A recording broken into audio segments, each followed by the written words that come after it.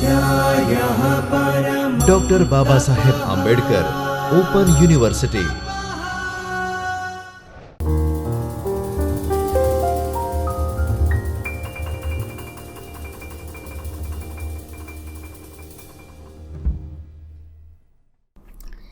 નમસ્કાર વિદ્યાર્થી મિત્રો, welcome to our lecture series Ambedkar open યુનિવર્સિટીના ચૈતન્ય સ્ટુડિયો દ્વારા આયોજિત આપણા આ લેક્ચર વ્યાખ્યાનમાળામાં ડૉક્ટર અર્ચના ભટ્ટ હું આપની સાથે છું. ES 131 પર્યાવરણ શિક્ષણ એના મુદ્દાઓ આપણે ચર્ચા કરી રહ્યા છીએ. એમાં અત્યાર સુધી આપણે પર્યાવરણ એટલે શું, પર્યાવરણ શિક્ષણની જરૂરિયાત શા માટે છે, પર્યાવરણની પ્રોસેસ જે છે, પર્યાવરણની પ્રક્રિયા આખી ચક્રીય પ્રક્રિયા છે અને ડિફરન્ટ સાયકલ્સ દ્વારા આપણે પર્યાવરણ કેવી રીતના વર્ક કરે છે એના વિશે આપણે અત્યાર સુધી ચર્ચા કરી છે. અત્યારે પર્યાવરણ શિક્ષણની જરૂરિયાત એના ઉપર આપણે આગલા લેક્ચરમાં ચર્ચા કરી છે. પણ પર્યાવરણ શિક્ષણને જ્યારે આપણે શાળાઓમાં એપ્લાય કરીએ છીએ ત્યારે એના સ્કોપ કયા કયા હોઈ શકે, એનો ફિલ્ડ કયું હોઈ શકે, એ એક મહત્ત્વનો પ્રશ્ન બને છે કે જ્યારે શાળાકીય શિક્ષણમાં આપણે પર્યાવરણ શિક્ષણને દાખલ કરીએ માધ્યમિક કક્ષાએ કે ઉચ્ચતર માધ્યમિક કક્ષાએ, ત્યારે કેવા મુદ્દાઓ એમાં સમાવિષ્ટ કરવા, એના સ્કોપ કયા, એના કયા ફિલ્ડ રાખવા, આ એક મહત્ત્વનો પ્રશ્ન બને છે. ત્યારે પર્યાવરણ એ દરેક દેશોનું પોતાનું અલગ પર્યાવરણ છે. દરેક દેશ પોતે જે પૃથ્વીના જે વિભાગમાં છે, પૃથ્વીના જે સ્તરમાં છે, એ પ્રમાણેનું ત્યાંનું વાતાવરણ હોય, એ પ્રમાણેનું ત્યાંનું પર્યાવરણ હોય. ધારો કે ભારત છે એ સમશીતોષ્ણ કટિબંધમાં, આપણે ભારતવાસીઓ સમશીતોષ્ણ કટિબંધમાં રહેવા ટેવાયેલા છીએ અને સમશીતોષ્ણ કટિબંધના વાતાવરણમાં આપણને ઋતુઓનો અનુભવ થાય છે. અને એટલે ભારતમાં જ્યારે પર્યાવરણ શિક્ષણ આપવાનું હોય ત્યારે એ પર્યાવરણ શિક્ષણનો કાર્યક્ષેત્ર, એનું ફિલ્ડ અલગ હોય. પણ જ્યારે શીત કટિબંધમાં કે ઉષ્ણ કટિબંધમાં જે પ્રદેશો, જે દેશો આવેલા છે એ દેશોમાં વાતાવરણ ત્યાંનું અલગ હોય અને એ પ્રમાણે ત્યાંનું પર્યાવરણ શિક્ષણનું સ્કોપ, ત્યાંના પર્યાવરણ શિક્ષણના કાર્યક્ષેત્રો અલગ અલગ હોય. અત્યાર સુધી જે આપણે ચર્ચાઓ કરી છે એના આધારે આપણે એક નિષ્પત્તિ ઉપર આવ્યા છીએ, એક નિષ્કર્ષ ઉપર આવ્યા છીએ કે પર્યાવરણ શિક્ષણની તાતી જરૂરિયાત છે. તો જ્યારે આ પર્યાવરણ શિક્ષણને શાળાકીય વિષય તરીકે દાખલ કરીએ ત્યારે એમાં અભ્યાસક્રમમાં કયા કયા મુદ્દાઓ લેવા અને પ્રાથમિક કક્ષાએથી જ બાળકને પર્યાવરણ શિક્ષણ પ્રત્યે અવેર કરવો જોઈએ. આ એક બહુ મહત્ત્વનું, કારણ કે નાનો છોડ છે, નાના બાળકને જેમ વાળો ને, કુમળો છોડ છે, નાના બાળકો છે એ કુમળા છોડ જેવા છે. કુમળા છોડને જે દિશામાં વાળો એ દિશામાં એ વળે. અને એટલે નાના બાળકોને જ આપણે પર્યાવરણ શિક્ષણ તરફ એને અભિપ્રેરિત કરી દઈએ, અથવા નાના બાળકોને અથવા પ્રાઇમરી શિક્ષણ, પ્રાથમિક શાળાના શિક્ષણમાં જ અભ્યાસક્રમના મુદ્દાઓ તરીકે આપણે પર્યાવરણ શિક્ષણને એક ભાગ તરીકે ભણાવીએ તો એ વધારે સારું ગણે. ઘણી વખત આપણા પાઠ્યપુસ્તકોમાં ભાષાના શિક્ષણમાં, વિજ્ઞાનના શિક્ષણમાં અથવા પર્યાવરણ એક અલગ વિષય તરીકે પણ શીખવવામાં આવે છે. તેમાં પણ આપણે આપણી આસપાસના પરિસર, આપણી આસપાસના પર્યાવરણ અને એના સ્તર અને એના વિશે તો આપણે સમજ આપીએ છીએ. પણ એ પર્યાવરણના રક્ષણ માટે હવે જે અત્યારની જરૂરિયાતના પ્રમાણે જે પર્યાવરણના રક્ષણ માટે કેવા મુદ્દાઓ અભ્યાસક્રમમાં લેવા, એની વિચારણા અને વિદ્યાર્થીઓને એમાં એવા કેવા મૂલ્યો ડેવલપ કરવા કે જેથી કરીને એ પર્યાવરણ શિક્ષણ પ્રત્યે વધારે જાગૃત બને, પર્યાવરણને વધારે શું કહેવાય, એક અભિગમના રૂપમાં અપનાવે કે મારી આસપાસનું વાતાવરણ એ પ્યોર રાખવું એ મારી પોતાની જવાબદારી છે. આવી ભાવના વિદ્યાર્થીઓમાં વિકસે અને એના માટે આપણે પ્રયત્નો કરવા પડે. અને એ અભ્યાસક્રમમાં પર્યાવરણ શિક્ષણને મૂકવા માટેની વાત થાય ત્યારે પ્રાથમિક કક્ષા અને માધ્યમિક કક્ષાએ કેવા કેવા અભ્યાસક્રમમાં મુદ્દાઓ મૂકી શકીએ એની ચર્ચા કરીએ ત્યારે આપણી સામે આ બધા મુદ્દાઓ આવે છે જે તમારી સામે સ્લાઇડમાં મૂકેલા છે. કે પ્રાકૃતિક સંસાધનો એટલે કુદરતી સંસાધનો, કુદરત પાસેથી આપણે જે પણ મેળવીએ છીએ તે ખનિજ તેલ છે કે પાણીનો જથ્થો છે કે સૂર્યપ્રકાશ છે, આ બધા આ જે કુદરતી સંસાધનો જે છે એ બધાની વાત બાળકને કરવી પડે, શિક્ષણમાં મૂકવી પડે.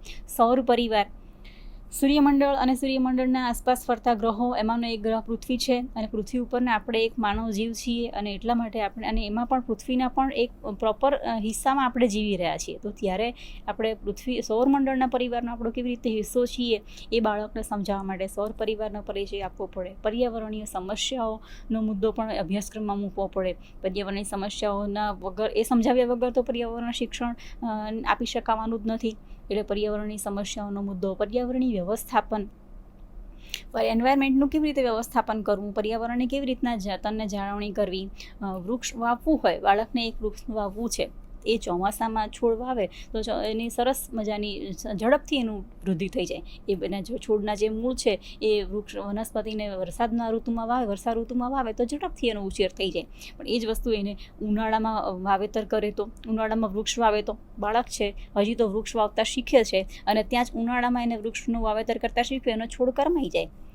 તો ત્યારે એ પર્યાવરણની પર્યાવરણ જે પ્રમાણેનું પર્યાવરણ છે એ સમયે એ કરે. આપણે 5 સપ્ટેમ્બર જે છે એને આપણે વિશ્વ પર્યાવરણ દિવસ તરીકે ઉજવીએ છીએ. તો ત્યારે આપણે, કારણ કે એ વખતે આપણે વૃક્ષ વાવવાનો કાર્યક્રમ કરીએ છીએ, પર્યાવરણની વ્યવસ્થાપનની સમજ આપીએ છીએ, કેવી રીતના પર્યાવરણ સાથે એડજસ્ટ કેવી રીતે કરવું, કુદરત સાથે કેવી રીતના અનુકૂલન કરવું, એ શીખવવાનો મુદ્દો એ પણ અભ્યાસક્રમનો એક મુદ્દો બની છે. ગ્રીન હાઉસ ઇફેક્ટ એ પણ અભ્યાસક્રમનો એક મુદ્દો છે કે ઉર્જાના સ્ત્રોતો, અખૂટ ઉર્જાનો ભંડાર જે છે, આપણે સંપૂર્ણ રીતે ઉર્જાના સ્ત્રોત માટે કુદરત ઉપર જ આધારિત છીએ, પર્યાવરણ ઉપર જ આધારિત છીએ અને કુદરતના ઉપર આધારિત હોવાને કારણે એ ઉર્જાના સ્ત્રોતો, અખૂટ જે ભંડારનો આપણે વર્ષોથી ઉપયોગ કરી રહ્યા છીએ, કુદરત પાસેથી મળે છે અને હવે એ ખૂટવાના આરા ઉપર છે. તો એ બધી મુદ્દાઓને અભ્યાસક્રમમાં સમાવવો પડે. પોલ્યુશન, પ્રદૂષણ, પર્યાવરણના વિવિધ પાસાઓ, જેમ કે આપણે પર્યાવરણ સાયકલિંગ પ્રોસેસ છે, પર્યાવરણના જે 4 ભાગો છે કે ભાઈ વાતાવરણ છે, કે જીવાવરણ છે, જલાવરણ છે, મૃદાવરણ છે, આ જે 4 એના જે ભાગ છે એ બધું જ પર્યાવરણના વિવિધ પાસાઓની સમજ વિદ્યાર્થીઓને આપવી પડે. ગ્લોબલ વોર્મિંગ, અત્યારે જે હવામાનમાં પરિવર્તન, ટેમ્પરેચર વધી રહ્યું છે, પૃથ્વીનું ટેમ્પરેચર વધી રહ્યું છે, આ બધા મુદ્દાઓને અભ્યાસક્રમમાં સમાવેશ કરવો જોઈએ. પર્યાવરણ સુરક્ષા, કેવી રીતના પર્યાવરણને જતન કરવું. વૃક્ષ વાવ્યું છે પણ એ વૃક્ષ એવી જગ્યાએ છે કે જ્યાંથી ગાય કે અન્ય કોઈ જીવ પસાર થાય તો એને ખોરાકમાં ઉપયોગમાં થઈ જાય, વાંદરાઓથી નુકસાનથી બચાવવું પડે. આ બધું એને જે પણ જતન કરતાં શીખવાડો, જે પર્યાવરણને એને જતન કરવાનું શીખવાડો છે એ લાઈફ ટાઈમ એનું જતન કરે, એવી સુરક્ષાઓની બાબતો પણ બાળકને શીખવાડવી પડે. પર્યાવરણ અને વન્ય સુરક્ષા, જંગલની સુરક્ષા કેવી રીતે કરવી. જંગલો એ આપણી એક સંપત્તિ છે. વન્ય સુરક્ષા, કારણ કે જંગલોમાં જ વન્યજીવો કેટલાય પાંગરે છે અને એના લીધે આપણી વન્ય સંપત્તિઓ છે. તો પર્યાવરણ પાસે, વનસ્પતિ પાસેથી આપણે કેટલા બધા ઔષધો મેળવીએ છીએ. આ બધું જંગલોનો નાશ કરતા જઈશું તો આ બધા ઔષધો પણ આપણી પાસેથી જતા રહેશે. તો પર્યાવરણ અને વન્ય સુરક્ષા એ મુદ્દો પણ અભ્યાસક્રમમાં દાખલ કરી શકે. પર્યાવરણ કાનૂન અને ભારતીય પર્યાવરણ કાયદો એવું કહે છે કે પર્યાવરણને નુકસાન પહોંચાડવું એ ગુનો છે. બેફામ જંગલો કાપવા એ ગુનો છે. ઉદ્યોગ ધંધાઓને વિકાસવા માટે જંગલોનો નાશ કરવો એ ગુનો છે. એની એક લિમિટ્સ હોય છે, એના સુધીમાં જ. પછી વન્યજીવોને મારવા એ પણ એક ગુનો છે. ઘણા બધા લોકોને એના માટે સજા પણ થયેલી છે. તો આ બધા કાયદાઓની વ્યવસ્થાઓ જે છે, પર્યાવરણના જતન માટે જે કાયદા કાનૂનો છે, એ ભારતમાં જે કાયદા છે એ વિદ્યાર્થીને સમજાવવા પડે. અભ્યાસક્રમમાં એ મુદ્દાઓ પણ દાખલ કરી શકાય. પર્યાવરણની જાળવણીમાં ઇકો ક્લબની ભૂમિકા. ઇકો ક્લબ, આપણે જેમ એક અમારી અગાઉ એક લેક્ચરમાં વાત થઈ હતી કે વિષય પ્રમાણે ક્લબ બનાવી શકાય. એમાં ઇકો ક્લબ જે છે એવી ક્લબ છે કે જેમાં કુદરતના જ વસ્તુઓને અપનાવવી. આપણે કહીએ છીએ, આપણે પોલિથીન સામાન્ય રીતે ઉપયોગ કરીએ છીએ હેન્ડબેગ તરીકે, પ્લાસ્ટિક બેગનો, પણ એ પ્લાસ્ટિક બેગ નહીં, એના બદલે કાગળની બેગ. પર્યાવરણની સાથે તાલમેલ હોય, કારણ કે એ પ્લાસ્ટિકને જ્યારે પણ ડિસ્ટ્રોય કરવામાં આવે ત્યારે ઘણા બધા સમસ્યાઓ ઊભી થાય છે.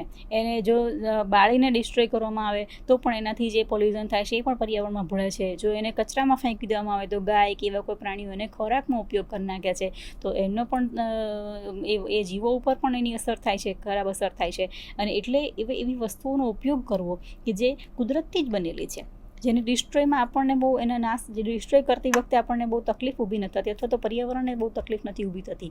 આવા બધા કાર્યો ઇકો ક્લબના છે. કુદરતની સાથે પાછા વળવા માટેના કાર્યો જે છે ઇકો ક્લબના છે. તો એ પર્યાવરણની જાળવણી માટે ઇકો ક્લબની ભૂમિકા શું હોઈ શકે અને ઇકો ક્લબ ડેવલપ કરવી, આ બધા મુદ્દાઓને પણ અભ્યાસક્રમમાં લઈ શકાય. પેટા મુદ્દાઓ તરીકે આપણું પર્યાવરણ, સૌરમંડળ એ મુખ્ય મુદ્દો છે. અને પેટા મુદ્દાઓમાં આપણે કે સૂર્યમંડળની વાત આપણા વિજ્ઞાન પાઠ્યપુસ્તકના લગભગ બધા જ 6, 7, 8, 5, 6, 7થી 8થી માંડીને બધા જ ધોરણોમાં સૌરમંડળની વાત કરવામાં આવેલી છે. એમાં દરેક ધોરણ, જેમ 5માથી 6ઠ્ઠા ધોરણમાં વિદ્યાર્થી જાય, 6ઠ્ઠાથી 7મા ધોરણમાં વિદ્યાર્થી જાય, એમ એક વર્ષ વધતું જાય, એમ સૌરમંડળની, એના ગ્રહોની, એના વિશેની વાતનો વિસ્તાર વધતો જાય છે, એની માહિતી વધતી જાય છે. એમ આપણા અભ્યાસક્રમમાં એ મુદ્દો ગોઠવાયેલો છે ઓલરેડી. આપણું પર્યાવરણનો પેપર પણ આપણા પુસ્તકોમાં છે. પર્યાવરણનું પેપર 3થી 4 ધોરણોમાં પર્યાવરણના નામે જ પેપર લેવામાં આવે છે. ત્યાં વિજ્ઞાન અને ટેકનોલોજી વિશે નથી. વિજ્ઞાન તો 5મા ધોરણથી આપણે એપ્લાય કરીએ છીએ. એટલે એ આપણું પર્યાવરણ એ પણ એક અભ્યાસનો મુદ્દો હોઈ શકે. પૃથ્વીનો પેટાળ, પૃથ્વીનો પોપડો, જે આપણું જે મૃદાવરણ છે, જે ઘન નક્કર પોપડો છે પૃથ્વીનો, એને કેવી રીતે બચાવી શકીએ, એમાંથી આપણે જે વિવિધ ખનિજો સંપત્તિઓ મેળવીએ છીએ, જે તત્વો મેળવીએ છીએ, એ બધા તત્વો પૃથ્વીનામાંથી મળે છે, અને એની જતન કેવી રીતે કરવું એ પૃથ્વીને બાબત એની પણ અભ્યાસક્રમમાં સમાવી શકાય. કુદરતી સંસાધનો આ પણ આપણે અભ્યાસક્રમના મુદ્દામાં એક સમાવી લીધું છે. ફરીથી આ મુદ્દો અહીંયા આવે છે. જૈવિક વિવિધતા એક નવો મુદ્દો છે. જૈવિક વિવિધતા એટલે પૃથ્વી ઉપર એક માણસ, એક જ પ્રાણી નથી. મનુષ્ય એવી રીતે વર્તી રહ્યો છે અત્યારે, કુદરત સાથેથી એવી રીતનું બધું મેળવી રહ્યો છે કે જાણે પોતે એકલો જ જીવ હોય. માણસ સિવાય પણ અન્ય ઘણી પણ સજીવ સૃષ્ટિઓ છે પૃથ્વી ઉપર. પ્રાણી, પશુ, પક્ષી, જળચર પ્રાણીઓ છે. જૈવિક વિવિધતા ઘણી બધી છે. જૈવિક સંપત્તિમાં વનસ્પતિ પણ જૈવિક સંપત્તિમાં આવે છે, અને વનસ્પતિ પણ અનેક પ્રકારની છે. એમાં પણ કેટલી ઔષધિઓ, કેટલાય ઘટાદાર વૃક્ષો, કેટલાય નાના છોડ, ક્ષુપ, વૃક્ષ, આ બધા એના પ્રકારો છે વનસ્પતિના, અને એ બધું જૈવિક વિવિધતામાં આવે છે. એટલે કુદરતનો ઉપયોગ કરવાનો હક, એનો ઇજારો આપણે ઇજારાશાહીથી કુદરત ઉપરથી મેળવીએ છીએ બધું. એ ખરેખર ઇજારાશાહીથી ના મેળવી શકાય. કુદરત ઉપર આ બધા જીવોનો એક જ સરખો અધિકાર છે. અને જૈવિક વિવિધતાનો મુદ્દો બહુ જ સરસ છે. કેટલાક સજીવો અત્યારે નાશપ્રાય થતા જાય છે. એ સજીવોને એટલું પૂરતું કુદરતી વાતાવરણ મળતું નથી, અને માનવનો પગ પેસારો બધી જ દિશામાં થતો જાય છે. પાણીમાં પણ, સમુદ્રના છેક તળ સુધી, અને છેક અવકાશમાં પણ હવે આપણે ગ્રહો ઉપર પણ જીવનની શક્યતાઓને વિચારી રહ્યા છીએ. તો ત્યાં એ બધી જૈવિક વિવિધતાઓની જે ક્ષેત્રો છે, એ જે સજીવોની વિવિધતા છે, એ સજીવોની વિવિધતાના ક્ષેત્રો આપણે મર્યાદિત કરીએ છીએ, અને આપણે એક ઇજારાશાહીથી પર્યાવરણ ઉપર રાજ કરવાની કાર્ય કરીએ છીએ. એટલે એ બધા મુદ્દાઓને પાઠ્યપુસ્તકમાં સમાવવા પડે. હવા એટલે વાયુ, એટલે શુદ્ધ હવા કેવી રીતના રાખી શકાય, શુદ્ધ વાતાવરણ કેવી રીતે રાખી શકાય, જળ, પાણી, હવા, જળ, આ બધા કુદરત પાસેથી મળતા એવા અખૂટ ભંડારો છે, જેનો આપણે વર્ષોથી ઉપયોગ કરી આવીએ છીએ, અને હજી પણ આગામી સમયમાં પણ આપણી સાથે હશે જ. જ્યાં સુધી પ્રકૃતિ છે ત્યાં સુધી આ બધા તત્વો છે, એના અજૈવિક ઘટકો છે. આ બધા હવા, પાણી, ભૂમિ, જંગલો, આ બધા અજૈવિક ઘટકો છે. અને એટલે એ પણ અખૂટ ભંડારોને હજી વધારે સારી રીતે, વધારે સમય સુધી આપણે કેમ વધારે એનો સરસ ઉપયોગ કરી શકીએ, એ બાબતો અભ્યાસક્રમમાં સામેલ થાય છે. વન, જંગલો, સામાજિક વનીકરણ, વન્યજીવન, રાષ્ટ્રીય ઉદ્યાન અને અભયારણ્ય, રાષ્ટ્રીય ઉદ્યાન, આ બહુ જ મહત્ત્વના. આપણા ભારતમાં કેટલા બધા રાજ્યોમાં, દરેક રાજ્યોમાં લગભગ આવા રાષ્ટ્રીય ઉદ્યાનો અને અભયારણ્યો છે. જે રાજ્યમાં જે પ્રાણી વિશેષ જોવા મળે છે, એનું ત્યાં આપણે અભયારણ્ય બનાવેલું છે, રાષ્ટ્રીય ઉદ્યાનો એવા બનાવેલા છે. અને એ એરિયામાં, ધારો કે ગુજરાત છે, ગુજરાતમાં સિંહો, તો ગીર એ સિંહોનું અભયારણ્ય છે. તો ત્યાં સિંહોના શિકાર કરી શકાતો નથી, અને ઉલટાની સિંહોની વસ્તી વધે, એની સંખ્યા વધે, એના માટેના એને વાતાવરણ પૂરું પાડવામાં આવે છે. તો એ અભયારણ્ય છે. આવા રાષ્ટ્રીય ઉદ્યાનો અને અભયારણ્યો એ પણ અભ્યાસક્રમમાં મુકાય. ઉર્જા, પર્યાવરણ પ્રદૂષણ, પર્યાવરણની સમસ્યાઓ, વસ્તી વૃદ્ધિ, વાહન પ્રદૂષણ, ધ્વનિ પ્રદૂષણ. યસ, આપણે અત્યારે એક ધ્વનિ પ્રદૂષણના મુદ્દાને પણ અભ્યાસક્રમમાં સમાવવો પડશે, કારણ કે માણસે એક મનોરંજન, એક શબ્દ શોધી કાઢ્યો છે, મનોરંજન. હવે પહેલી તો એ જ વસ્તુ સમજણમાં નથી આવતી કે વ્યક્તિને ખુશ રહેવા માટે બીજા ઉપર કેમ ડિપેન્ડ રહેવું પડે છે. ખુશ રહેવા માટે મારે ટીવી જોવું પડે છે, મારે પિક્ચર જોવું પડે છે. વાય? ખુશ રહેવા માટેના બીજા ઘણા સાધનો છે, બીજું ઘણી બાબતો છે. અને ખુશી અને આનંદ એ તો વ્યક્તિનો ઇનિશિયલ બાબત છે. એ તો વ્યક્તિમાંથી જાતે જન્મતી પ્રવૃત્તિ છે. ક્યારેક કોઈ પ્રાણી, પશુ, પક્ષીઓને મનોરંજન, એન્ટરટેનમેન્ટ શબ્દથી પરિચિત છીએ? ના. ક્યારે એ લોકો ટીવી જોતા જોયા છે? ના. પણ માણસને એક એન્ટરટેનમેન્ટ, કારણ કે સ્ટ્રેસના યુગમાં જીવે છે, અને એ એન્ટરટેનમેન્ટના નામે એણે આ ધ્વનિ પ્રદૂષણના મુદ્દાને ક્રિએટ કર્યો છે. ધ્વનિ પ્રદૂષણ, મારા ઘરમાં ટીવી ફૂલ વોલ્યુમમાં વાગે તો મને મજા આવે, પછી ભલે રાતનો 2 વાગ્યાનો સમય હોય, અને પછી ભલે મારા પડોશમાં કોઈ દાદા બીમાર હોય, તો પણ એ ધ્વનિ પ્રદૂષણ. આપણે બિલકુલ આપણી મનોરંજનના શબ્દ હેઠળ આપણે એટલી બધી વસ્તુઓનો ઉપયોગ કરીએ છીએ. શા માટે? મારા જ ઓફિસમાં હું બેસી છું તો મારે મારા મોબાઈલથી વાત કરીએ તો ત્યારે બીજા સાંભળે એવી રીતના વાત કરવી ધ્વનિ પ્રદૂષણ જ છે. આપણે એક બાજુ એમ કહે છીએ કે અમે ડેવલપમેન્ટના યુગમાં છીએ, તો કેમ? તો તમે માઇક્રોફોન્સથી તમારું સાંભળો. તમે જે કંઈ કામ કરો છો, ઓફિસમાં છો, કામ કરો છો, તો તમે તમારા માઇક્રોફોનથી કામ કરો. ધ્વનિ પ્રદૂષણ ક્રિએટ કરો. બીજાને દેખાડવા માટે આપણે જીવીએ છીએ અને એના લીધે આ મુદ્દો ઊભો થયો છે ધ્વનિ પ્રદૂષણનો. અન્ય કોઈ પ્રાણી, પશુ, પક્ષી જીવે છે ત્યારે એને કોઈ દિવસ ધ્વનિ પ્રદૂષણ સાંભળ્યું છે? ના. એ માણસને જ ધ્વનિ પ્રદૂષણનો શબ્દ ઊભો કર્યો છે, માણસે જ ઊભો કર્યો છે. અને એ ધ્વનિ પ્રદૂષણ ટોટલી માનવ જાતની મગજની ઉપપેદાશ છે અને એ નિવારવું કરવું એ માણસના પોતાના હાથમાં છે, વ્યક્તિના પોતાના હાથમાં છે.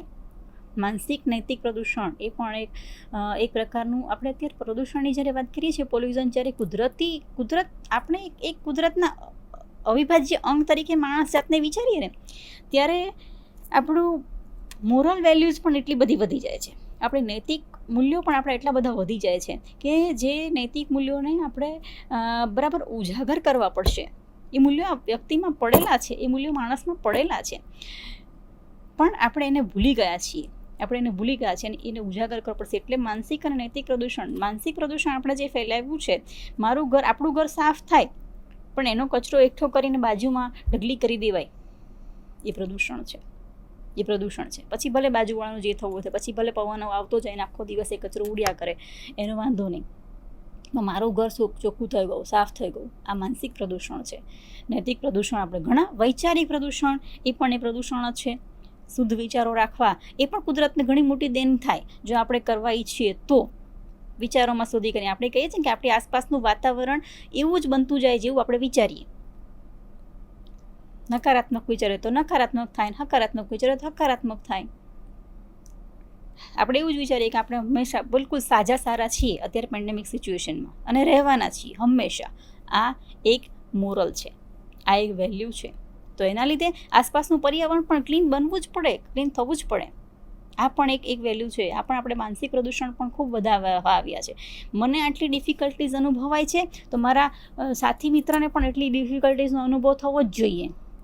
અમે આ બધી સિચ્યુએશનમાંથી પસાર થયા છીએ તો બજાને પણ આટલી બધી સિચ્યુએશનમાંથી પસાર થવું જ જોઈએ. એ માનસિક પ્રદૂષણ છે. અને એના લીધે પણ, અને એ વેવ્સની, એ માનસિક ખરાબીઓની અસર થઈ છે, એના લીધે પણ આપણું વાતાવરણ બગડ્યું છે, એના લીધે પણ આપણું પર્યાવરણ બગડ્યું છે. કુદરત ક્યારેય પણ, આપણે એક વસ્તુ કોઈને આપીએ તો એ જ વસ્તુ આપણને પાછી મળવાની છે. તો એ જે છે એ વિચાર, એ આપણું માનસિકતા છે. સારું આપીશું તો સારું મળશે, ખરાબ આપીશું તો ખરાબ મળશે. આપણે કુદરત પાસેથી હંમેશા લીધું છે. મારે ઔદ્યોગિક વિકાસ કરવો છે, મને ખનિજ તત્વો આપો.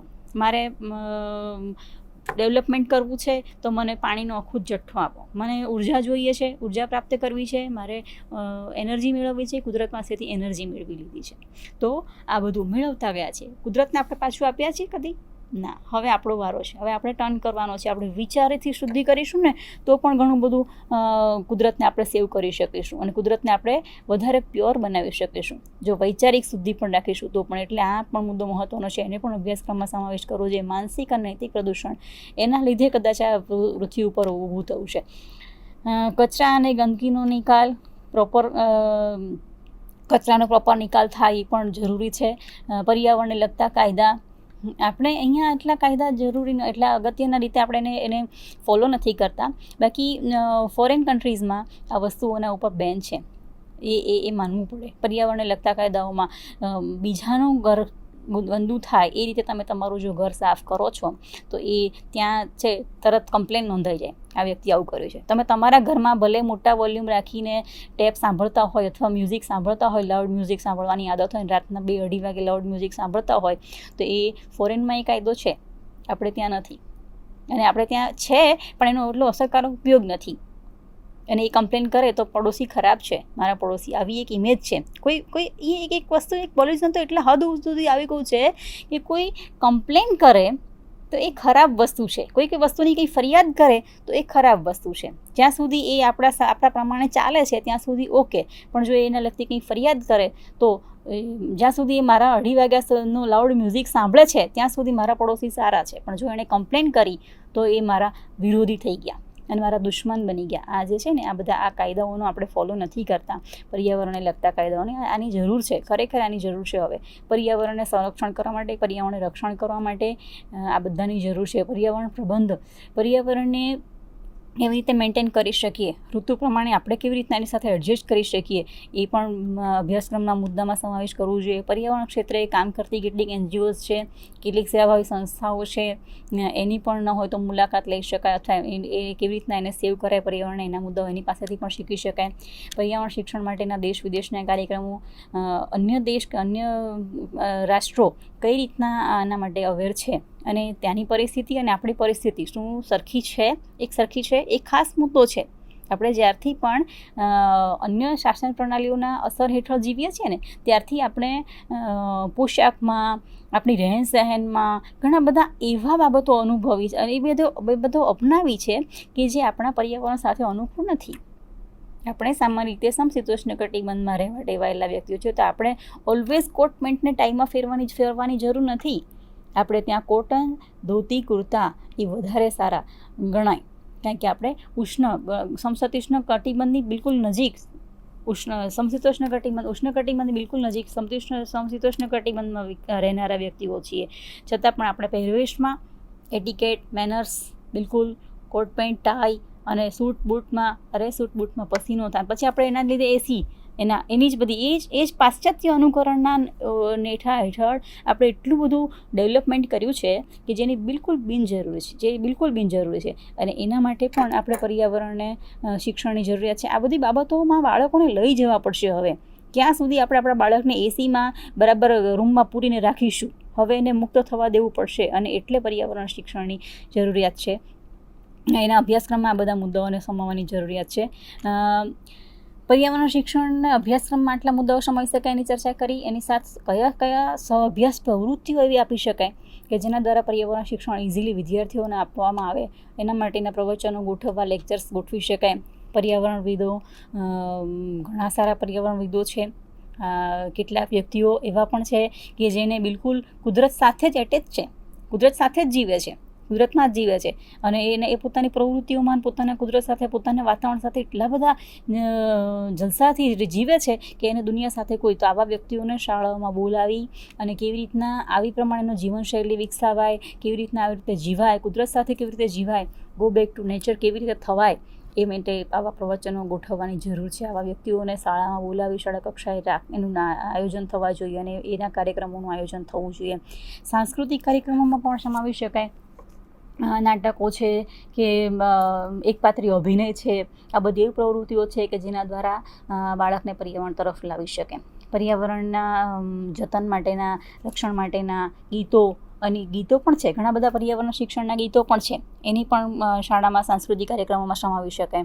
તો સાંસ્કૃતિક કાર્યક્રમો એ પણ એક એવી કો-કરિક્યુલર એક્ટિવિટી છે કે જેના દ્વારા પર્યાવરણ શિક્ષણ બાળકને સહજ રીતે આપી શકાય, સરળતાથી આપી શકાય. જ્યારે આ વસ્તુઓ કેવી છે કે જેનો બહુ નારો લગાવ્યા કરીશું ને પર્યાવરણ શિક્ષણ, તો એ બાળકમાં સહજતાથી નહીં ઉતરે.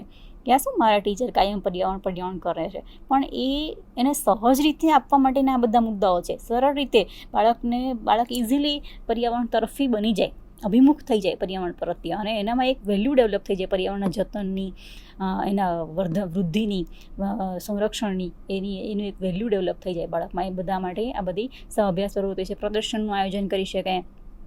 શાળામાં સારા એવા આ બધા ચાર્ટ્સ કે ચિત્રો એવા કલેક્ટ કરી અને એક જગ્યાએ એનું પ્રદર્શન ગોઠવી શકાય.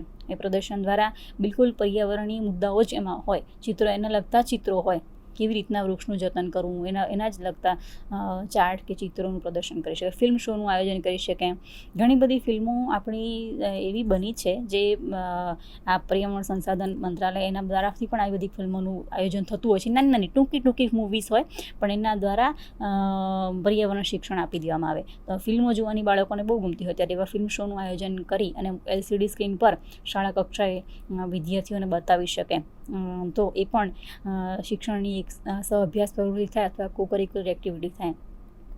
સમૂહ માધ્યમોનો ઉપયોગ, સમૂહ માધ્યમના ઉપયોગ દ્વારા વિદ્યાર્થીઓને એટલે કે ટીવીના માધ્યમથી કે રેડિયોના માધ્યમથી, સામાન્ય રીતે ટેલિવિઝનમાં આવા કાર્યક્રમો આવતા હોય છે, દૂરદર્શન ઉપર, રેડિયોમાં પણ આવા કાર્યક્રમોનું પ્રસારણ થતું હોય છે. તો એવા સમયે બાળકોને એકત્રિત કરી અને એવા માધ્યમો દ્વારા પણ પર્યાવરણ શિક્ષણનું જ્ઞાન આપી શકાય, નોલેજ આપી શકાય. કારણ કે શિક્ષક ભણાવે એના કરતાં અન્ય માધ્યમોથી ભણતો હોય ને વિદ્યાર્થી, જ્યારે એ વાત એ ઝડપી ગ્રાસ્પ કરી લે છે, વધારે ઝડપથી શીખી લે છે. એટલે સમૂહ માધ્યમોના ઉપયોગ દ્વારા પણ પર્યાવરણ શિક્ષણ અપાવવું જોઈએ. વૃક્ષારોપણનો કાર્યક્રમ શાળા કક્ષાએ થવો જોઈએ.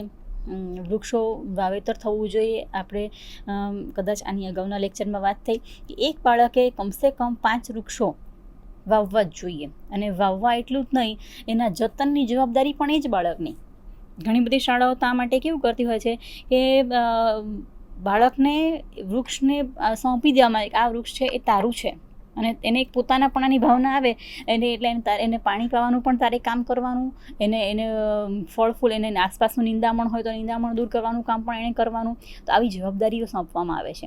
પણ આ બધી જવાબદારી, વૃક્ષ ઉછેરની જવાબદારી એ શાળાએ કક્ષાએ સોંપવામાં આવે. ઘણા એટલી સરસ કામ કરે છે ઘણી શાળાઓ, વિદ્યાર્થીના નામની સાથે વૃક્ષનું નામ જોડવામાં આવે. આ તારો મિત્ર છે અને એનું તારે જતન કરવાનું છે. એને કારણે વૃક્ષ ઉછેરની જે જવાબદારી છે એ બાળકના શિરે આવી જાય છે, અને એટલે એ શીખે છે. એ વૃક્ષ ઉછેરનું એને એક વેલ્યુ ડેવલપ થતી જાય. પછી એને એ મોટો થાય તો પણ એને પોતાની આસપાસ વૃક્ષો ઉછેરવાનું ગમે અને એને આવડે પણ ખરું. એટલે એ પણ એક જવાબદારીપૂર્ણ કાર્ય બાળકને સોંપી શકાય. વૃક્ષ ઉછેર અને વૃક્ષ ઉછેરની જવાબદારી, વૃક્ષારોપણનો કાર્યક્રમ કરાવી શકાય શાળામાં. બુલેટિન બોર્ડનો ઉપયોગ, બુલેટિન બોર્ડ ઉપર પણ આના લગતા સુવાક્યો કે મૂકીને પણ, પ્રવૃત્તિઓ મૂકીને પણ અથવા ચિત્રો મૂકીને પણ રજૂઆત થઈ શકે અને પર્યાવરણ જાગૃતિનો કાર્યક્રમ થઈ શકે. પ્રાર્થના સભામાં પ્રવચનનું આયોજન થઈ શકે. આચાર્ય દ્વારા કે અન્ય રિસોર્સિસ દ્વારા પ્રાર્થના સભામાં પર્યાવરણ જાગૃતિનો કાર્યક્રમનું પ્રવચન આપવામાં આવે. એક શિક્ષક બોલતા હોય અને અન્ય સાંભળતા હોય, વિદ્યાર્થીઓ સાંભળતા હોય, તો એવી રીતના પ્રવચન દ્વારા પણ વિદ્યાર્થીઓને આ બધી શિક્ષકોના પ્રવચનો ગોઠવી શકાય. જે શિક્ષકોને આ બાબતમાં વધારે નોલેજ હોય અને વધારે સરળ ભાષામાં બાળકોને સમજાવી શકે એમ હોય, બાળકોના સ્તર ઉપર આવીને સમજાવી શકે એવા હોય, એવા શિક્ષકોના પ્રવચનો દ્વારા પણ પર્યાવરણ શિક્ષણ માટે જાગૃતિ કેળવી શકાય, એના માટે જાગૃત બનાવી શકાય. આ બધી પર્યાવરણ શિક્ષણ આપવા માટેની સહ અભ્યાસ પ્રવૃત્તિઓ છે. અભ્યાસક્રમમાં તો આપણે દાખલ કરવાનો જ છે. પાઠ્યપુસ્તકના ભાગરૂપે તો આપણે એ પર્યાવરણ શિક્ષણને ભણાવીએ છીએ. અને અત્યારે પણ શાળામાં ભાષાના માધ્યમથી અથવા અન્ય કોઈ માધ્યમ, વિજ્ઞાન વિષયના માધ્યમથી પણ ઘણું બધું પર્યાવરણ જાગૃતિનો કાર્યક્રમ થાય છે. પણ સહઅભ્યાસ પ્રવૃત્તિઓ દ્વારા શિક્ષણ આપવામાં આવે તો પર્યાવરણ શિક્ષણ વધારે અસરકારક બને. એ માટેની આ બધી સહઅભ્યાસ પ્રવૃત્તિઓ છે. એ ઉપરાંત પર્યાવરણ શિક્ષણને એક અભિગમ તરીકે ડેવલપ કરવો પડશે.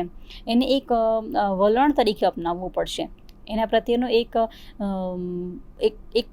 અભિગમ કેળવવો પડશે. એના પ્રત્યેની એક જાગૃતિ કેળવવી પડશે. એના માટે કઈ કઈ પ્રવૃત્તિઓ કરી શકાય? તો સહઅભ્યાસ પ્રવૃત્તિનું આયોજન, આપણે આની આગળ જે સહઅભ્યાસ પ્રવૃત્તિઓની યાદી આપી એ બધી સહઅભ્યાસ પ્રવૃત્તિઓનું આયોજન શાળામાં થાય. એ બધી જ પ્રવૃત્તિઓમાં વિદ્યાર્થીઓની ભાગીદારી વધે. શિક્ષકો પણ આ બધે સહઅભ્યાસ પ્રવૃત્તિઓમાં અને પર્યાવરણ જાગૃતિના કાર્યક્રમમાં ભાગ લે અને એના કાર્યક્રમો યોજે. શિક્ષકો માટે પણ સારું એવું સાહિત્ય ડેવલપ કરી શકાય, સાહિત્ય પ્રકાશિત કરી શકાય. શિક્ષકોને કેવી રીતે માર્ગદર્શન આપી શકાય આ દિશામાં ઢાળવા માટે, પર્યાવરણ શિક્ષણથી માહિતગાર કરવા માટે એની તાલીમ પણ ગોઠવવી પડે. જરૂર લાગે તો ગોઠવવી પડે. કારણ કે દરેક એરિયાની લોકલ સમસ્યાઓ અલગ અલગ હોય. શાળા જે એરિયામાં હોય એની આસપાસનું પર્યાવરણ કેવું છે અને એની આસપાસ પોતાની આ શાળાની આસપાસ કોઈ ઉદ્યોગ ધંધાઓ છે અથવા તો કોઈ પોલ્યુટેડ એરિયામાં છે, કોઈ નોઇઝ પોલ્યુશનના એરિયામાં છે, કયા એરિયામાં છે, એના આધારે આ બધી પ્રવૃત્તિઓ તૈયાર થાય અને તાલીમ પણ એના આધારે ગોઠવાય. સાહિત્ય પણ એના આધારે તૈયાર થાય અને એના આધારે પછી એ બધા સુધારાઓ ધીરે ધીરે આવતા જાય. તો એ કાર્યક્રમ ગોઠવવા એ હવેની બિલકુલ જરૂરિયાત છે. પ્રાથમિકથી માંડીને ઉચ્ચ શિક્ષણ સુધી બધા જ ધોરણોમાં, એના પાઠ્યપુસ્તકોમાં પર્યાવરણ આધારિત મુદ્દાઓનું કાર્ય સોંપવામાં આવે વિદ્યાર્થીઓને અને એના અંગેનું લેખન કાર્ય પણ કરવામાં. દરેક વિષયમાં પર્યાવરણ જાગૃતિના જેટલા વેલ્યુઝ પડેલા હોય ને, કોઈ પણ ચેપ્ટરમાં કે કોઈ પણ જગ્યા, કોઈ પણ મુદ્દાઓમાં પડેલા હોય, એ ચેપ્ટરના મુદ્દાઓને લખીને પણ એકત્રિત કરીને પણ એ પણ એક સારી પ્રવૃત્તિ છે. એના દ્વારા પણ પર્યાવરણ શિક્ષણને વધારે અસરકારક બનાવી શકાય. શાળામાં કોઈ અતિથિ વિશેષને નિમંત્રણ આપીને એના લેક્ચર ગોઠવીએ કે એના દ્વારા વૃક્ષારોપણનો કાર્યક્રમ કરાવડાવીએ, વિદ્યાર્થીઓને એમાં ભાગીદારી કરાવીએ, તો આ બધા પર્યાવરણ શિક્ષણને માટેના અભિગમો છે. પર્યાવરણ પ્રત્યે એક આચાર્યએ, એક શિક્ષકે અને વિદ્યાર્થીએ બધાએ આને સાથે મળીને પ્રવૃત્તિઓ કરવાની છે, અને એટલે તો જ પર્યાવરણ શિક્ષણ વધારે અસરકારક બનશે. અત્યારે આપણે આટલે અટકીએ છીએ.